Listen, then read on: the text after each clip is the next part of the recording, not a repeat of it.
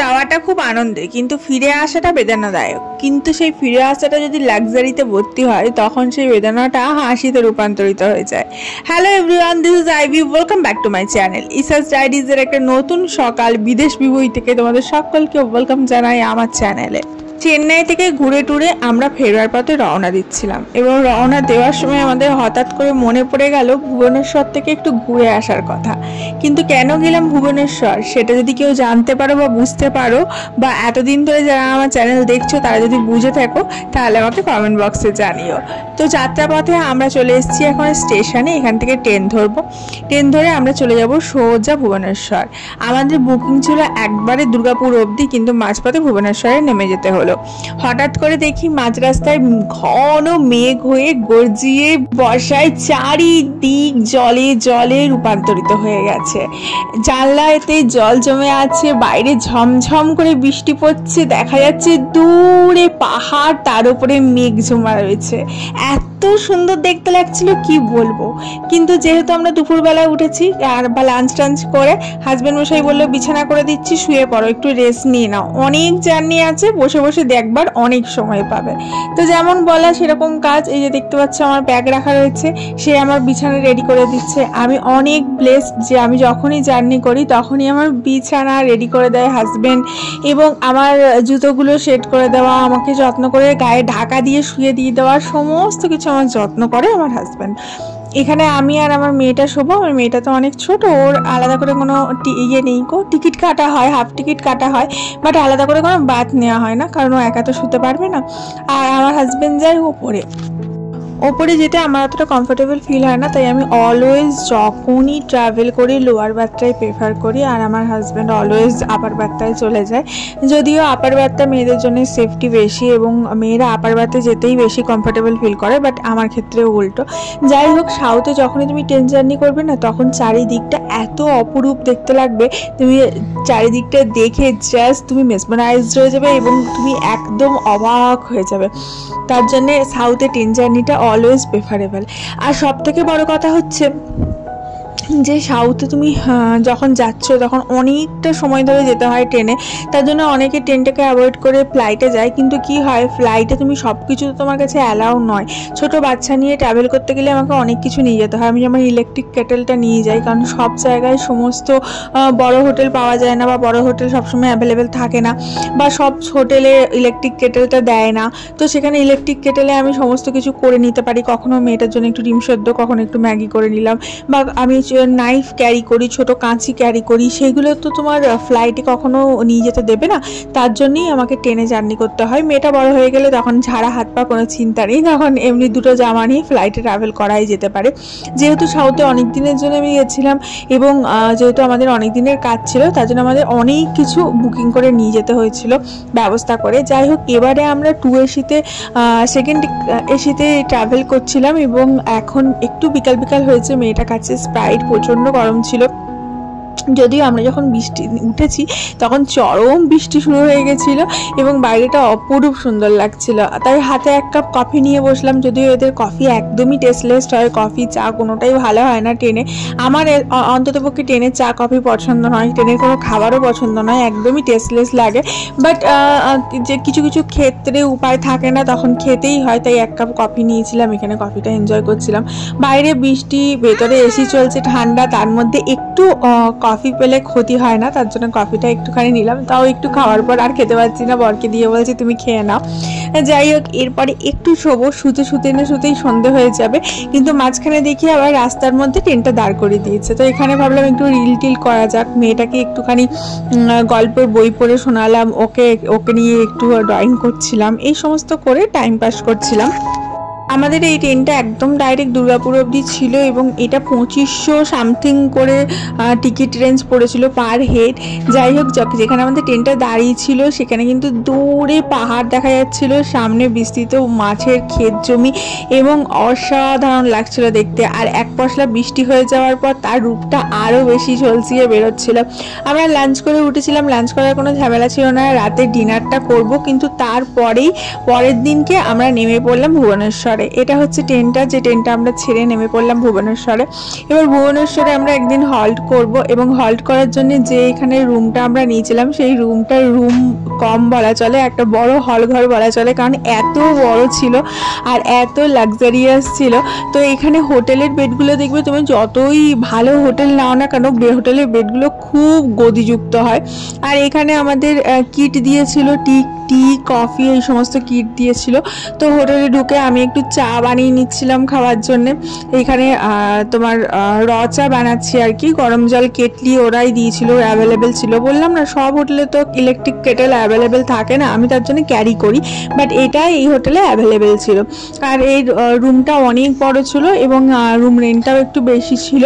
আর এই যে electric kettle করে এখন গরম জল করলাম, এখন একটু কফি বানাচ্ছি। চাটা করে আমি আর আমার হাজব্যান্ড খেয়ে নিয়েছি। মেয়েটা বললে আমাকে একটু কফি করে দাও মা, তোর জন্য এখানে একটু কফি বানাচ্ছি। কফির জন্য সমস্ত কিট ওরা দিয়ে দিয়েছিল, তার মধ্যে দুধ ছিল, সুগার ছিল, টি কফির স্যাশে ছিল, তারপরে একটা করে স্পুনের মতো স্টিক দিয়েছিল, সেটা করে আর কি নাড়াবার জন্যে। আর হোটেল রুমের মধ্যেই আমাদের ইলেকট্রিক কেটেল, কাপ, প্লেট এই সমস্ত কিছু কিন্তু ছিল। এটা আমাদের এসি রুম ছিল এবং অ্যাটাচ ব্যালকনি, অ্যাটাচ বাথরুম ছিল, এবং রুমটা অনেকটা স্পেশিয়াস ছিল। তার সাথে টিভি, কেবল এবং নেট, ওয়াইফাই অ্যাভেলেবেল ছিল। আমি রুম ট্যুরটা একটু পরেই দিচ্ছি তোমাদেরকে। রুম রেন্টটা বলে দিই, রুম রেন্টটা ওই 2600 অ্যারাউন্ড পড়েছিল আমাদের পার নাইট। যাই হোক, এখানে ওই যে দেখতে পাচ্ছ হাজব্যান্ড ঢুকলো, ওটা হচ্ছে ব্যালকনির দরজা, পুরো বড় বড় কার্টেন দেওয়া আছে, তো তাই ওখানটা বোঝা যাচ্ছে না। আমি এখানে কফি করতে ব্যস্ত, কফিটা আবার বোঝা যাচ্ছে না আর কি, মানে স্যাশে দিয়ে যে একটা স্যাশেতে কতটা মিষ্টি হবে বা একটা স্যাশেতে কতটা ইয়ে হবে, তো কেটে কেটে ওইটা দিয়ে দিয়ে দেখছিলাম কোনটাতে কতটা মিষ্টি হচ্ছে বা কোনটাতে কতটা ইয়ে হচ্ছে। আর এই যে স্টিকটা দেখো, এটা আমার ভীষণ ভালো লেগেছে স্টিকগুলো। এটা ইউজ অ্যান্ড থ্রো আর কি, কাঠের স্টিকগুলো জাস্ট ইউজ করো, নিয়ে ফেলে দাও, এরকম আর কি ব্যাপার। যাই হোক, এই জিনিসগুলো যদি কোনো হোটেলে অ্যাভেলেবেল থাকে তাহলে কিন্তু খুব সুবিধা হয়, কিন্তু সব হোটেলে থাকে না বলেই এগুলো আমি ক্যারি করি। যেটা একটু আগে তোমাদেরকে বলছিলাম, ইলেকট্রিক কেটেল থেকে নাইফ এই সমস্ত কিছু অনেক কিছু ক্যারি করি, যেগুলো ফ্লাইটে একদমই অ্যালাউ হয় না। আর বাচ্চা নিয়ে গেলে এগুলো একটুখানি নিয়ে যেতেই হয়, গ্লাস, চামচ, টিফিন বক্স, এরকম অনেক কিছু আর কি। যাই হোক, এখানে দেখো মেয়ে খুব আনন্দ। এই যে রুমটা, গোটা রুমটা তোমাদের দেখাই। এখানে রয়েছে বড় একটা টিভি, টিভিটার সাথে তোমার ইন্টারনেট প্রোভাইড করা আছে, কেবলও প্রোভাইড করা আছে। দুটো চেয়ার দিয়েছে, চেয়ারগুলো তোমার জিনিস রাখা আছে, এবং বালিশ দিয়েছে, দুটো কুশন দিয়েছে, দুটো এসি রয়েছে। রুমটা খুব সুন্দর সাজানো গোছানো, আলো আসছে এবং বড় বড় পর্দাও দেওয়া আছে, মানে খোলামেলা আর কি। এখানে বড় একটা আয়না রয়েছে, আমি চেঞ্জ করে নিয়েছি, দেখতেই পাচ্ছ, চান টান করে ফ্রেশ হয়ে নিয়েছি। আর এদিকে ড্রেসিং টেবিলেও একটা আলাদা করে লাইট প্রোভাইড করা আছে, যাতে তোমার সাজতে গুজতে সুবিধা হয়। আর ওয়ার্ডরোব করা রয়েছে প্রচুর, এই যে দেখো এদিকে ওয়ার্ডরোব রয়েছে, ওইদিকে রয়েছে, এখানে ড্রয়ার রয়েছে, মানে স্পেসিয়াস আর সুন্দর পরিষ্কার পরিচ্ছন্ন। আর এই যে ওয়ার্ডরোবটা রয়েছে, এখানে আমার ব্যাগ রাখা রয়েছে, বরের প্যান্ট রাখা রয়েছে, হ্যাঙ্গার, এই সমস্ত জিনিসগুলো রাখা আছে আর কি। আর আমাদের জুতো টুতো রাখা রয়েছে, এরকম হ্যাঙ্গারও দেওয়া রয়েছে, তুমি চাইলে জামা কাপড় রাখতে পারো। আর আমাদের ওই যে লাগেজগুলো রাখা রয়েছে, এইরকম আর কি। রুমটা প্রচুর বড়, প্রচুর স্পেশিয়াস, আর চার্জিং পয়েন্টও রয়েছে, বাথরুম রয়েছে। বাথরুমের মধ্যে সমস্ত কিছু অ্যাভেলেবেল রয়েছে, গিজার টিজার থেকে সমস্ত কিছু। বাথরুমটা আমি ভিডিও করতে ভুলে গেছি এসব চক্করে। আর মেয়ের লাফানোর আনন্দ দেখে কি বলবো। আর জানো তো, হোটেলের বেড যত দামি হোটেলে থাকি না কিনা, যত কম দামি হোটেলের বেড আমার একদম পছন্দ নয়। এত গদিযুক্ত হয় না, মনে হয় যেন ঢুকলেই বসে যাচ্ছি। আর এটা হচ্ছে ব্যালকনিটাও অনেকটা স্পেশিয়াস। আর এখানে দই লাগানো রয়েছে, চান টান করে একটুখানি জামা কাপড় মেলার জন্য সুবিধা। যাই হোক, রুমটা কিন্তু খুব ভালো ছিল। আর রুমটাতে থেকে আমারও ভীষণ ভাল লেগেছে। এই জিনিসগুলো তোমরা এক্সকিউজ করো, এগুলো তো প্রত্যেকটা পুরুষ মানুষের সঙ্গ, জানোই। যাই হোক, এসি চলছিল, এসির মধ্যে এখন একটু রিল্যাক্স করে শোয়া যাবে, কারণ গতকাল রাতে ভালো করে শুতেও পারিনি। কারণ ট্রেনের মধ্যে কি হয়, ভালো করে ঘুম হয় না, তারপরে মেয়েকে সঙ্গে নিয়ে শুই, ওই আর কি। দুটো কুশান দিয়েছে, আমার খুব রিল্যাক্স টাওয়েল দিয়েছে, এখানে জল প্রোভাইড করে দিয়েছে, অ্যাকোয়াগার্ডের জলও দিয়ে যাচ্ছিল 2 বোতল করে, মানে সিল বোতল জল দিয়ে যাচ্ছিলো। আর এখানে কেবল লাইন সবই রয়েছে। আর এই যে দেখো রুমটা, মানে আমি ফ্রন্ট ক্যামেরাতে দেখাচ্ছি যে কতটা স্পেসিয়াস রুমটা। এরকম স্পেসিয়াস রুমে থাকতে বেশ ভালো লাগে, খোলামেলা, বেশ হাওয়া আলো সবই খেলছে এবং নিজেকে বেশ বাইরে আছি মনে হয় না। নেক্সট ডে আমরা আবার ধরে নিলাম বাস। এবার এখান থেকে ডাইরেক্ট গ্রিন লাইন বাসে করে একদম স্লিপিং বাসে করে একদম লাক্সারিয়াস ভাবে শুয়ে পৌঁছে যাবো দুর্গাপুর, আমার সুখের ঠিকানা, আমার বাড়িতে। আর এই গ্রিন লাইন বাসে আমরা আগেও ট্রাভেল করেছি, অনেকবার ভিডিও দিয়েছি, কিন্তু এবারে ভিডিওটা যাচ্ছে ভুবনেশ্বর থেকে। তো ভুবনেশ্বরের বাসগুলো কিরকম কি, মানে পুরীর ওপর থেকেই আসে, ভুবনেশ্বর হয়েই যায়, কিন্তু তবুও তোমাদের সাথে একবার শেয়ার করে দিই। এই যে বাসের মধ্যে টিভি নেই, আগের বারে তোমাদের দেখিয়েছিলাম পুরী থেকে যখন রওনা দিয়েছিলাম বাসে টিভি ছিল, এবারে কিন্তু বাসে টিভি নেই।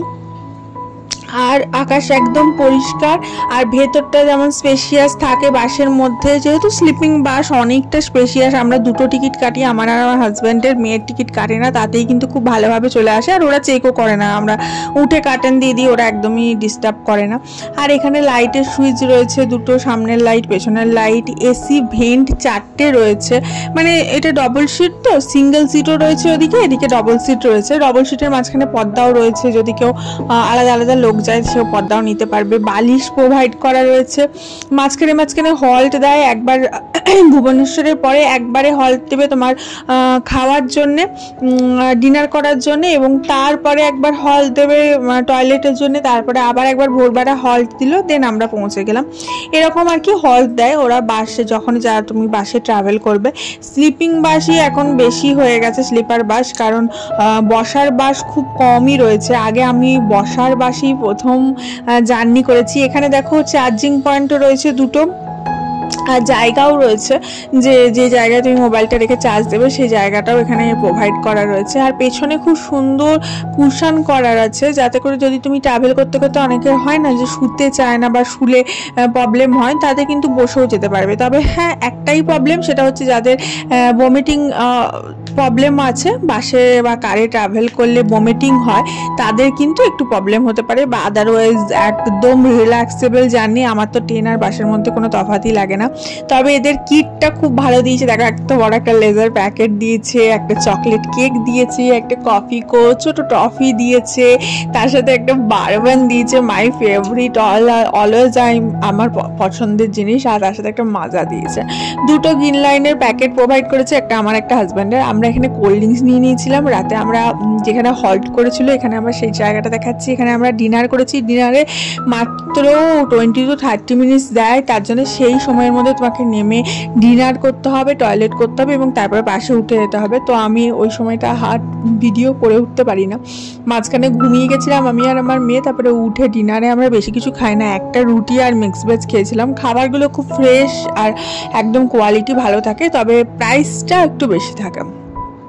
তো এই একটা রুটি আর মিক্স ভেজ খেয়েছিলাম, মেয়েও তাই খেয়েছে, হাজব্যান্ডও তাই খেয়েছে, এবং তারপরে একটু কোল্ড ড্রিঙ্কস খেলাম।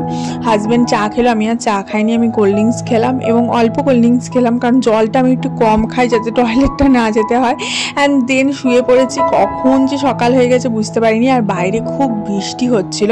যাই হোক, আমার ট্রাভেল ভিডিওগুলো তোমাদের যদি ভালো লেগে তাহলে অবশ্যই একটা লাইক করো, ভিডিওটা একটু শেয়ার করে দিও, কারুর না কারুর হেল্পে অবশ্যই লাগবে, এবং চ্যানেলটা সাবস্ক্রাইব করে রাখতে কিন্তু ভুলো না, এরকম নতুন ভিডিও আরো দেখতে চাইলে। এরপরে ভোরবেলা যখন ঘুম ভাঙলো, তখন দেখি বাইরে বৃষ্টি পড়ছে এবং ঝড়ের গতিতে বাস এগিয়ে চলেছে। কিন্তু বাসটা একটু লেট করেছিল, আমাদের ভোর 5টায় নামার কথা ছিল, 5টা থেকে আমরা জেগে গেছি, কিন্তু 5টায় একবার টয়লেট দিল, পেট্রোল পাম্পে দাঁড়ালো, অ্যান্ড তারপরে আবার বাসটা ছেড়ে দিল, এবং 6টার সময় আমরা ঢুকলাম দুর্গাপুরে। একটু লেট করলো, দুর্গাপুরে মুচিপাড়ায় নামলাম। আর এই যে দেখতে পাচ্ছ পেছন দিকটা পুরো ঝাপসা হয়ে গেছে, মানে পুরো রাত ধরে বৃষ্টি চলছে, কোথাও বৃষ্টি নেই, এরকম রকমের মধ্যে ঝড়ের গতিতে বাস চলে চলছে। বাসের ড্রাইভারদের হাত ভীষণ ভালো হয় এবং বাসে যে তুমি ট্রাভেল করছো বুঝতেই পারবে না। তবে হ্যাঁ, যাদের একটু ভমিটিংয়ের সমস্যা হয় তারা ওষুধ খেয়ে অবশ্যই ট্রাভেল করতে পারে। তবে বাস সবসময় দাঁড়াচ্ছে বা খুব হেল্পফুল তারা। যখন তুমি বাস ছেড়ে যাবে তার আগে ওরা বারবার চেক করে বলে যে সবাই উঠেছে কিনা, বা যার যেখানে নাম্বার তার আগে বলে দেয় যে এটা স্টপেজ আসছে, এখানে নামুন। তার জন্য হেল্প খুব ভালো এবং সার্ভিস খুব ভালো এবং ট্রাভেলও মোটামুটি ভালো, আমার কিছু খারাপ লাগে না। তার জন্য আমরা বারবার পুরী থেকে যখনই আসি বা যাই আমরা কিন্তু বাসেই ট্রাভেল করাটা প্রেফার করি, কারণ আমরা যেহেতু দুর্গাপুরে থাকি, না হলে হাওড়া হয়ে আমাদের আসতে হয়, জার্নিটা আরও বেশি বেড়ে যায়। তার জন্য আমার মনে হয় বাস জার্নিটা বেশি প্রেফারেবল। আর এই যে সকালবেলা আমরা লাগেজ নিয়ে একদম রেডি ছিলাম, আর এদিকে আমাদের বাস এখনো এসে পৌঁছায়নি। ওটাই বলছিলাম যে 5টার সময় আমাদের নাম্বার কথা আমরা উঠে গেছি, আর এসিটা এতটাই কাঁপিয়ে দিয়েছিল ঠান্ডায় যে এদিকে ঢাকা নিয়ে একদম র্যাক ট্যাগ নিয়ে আমরা বসেছিলাম, আমি আর মেয়ে। আর আমাদের 6টার সময় নামলাম।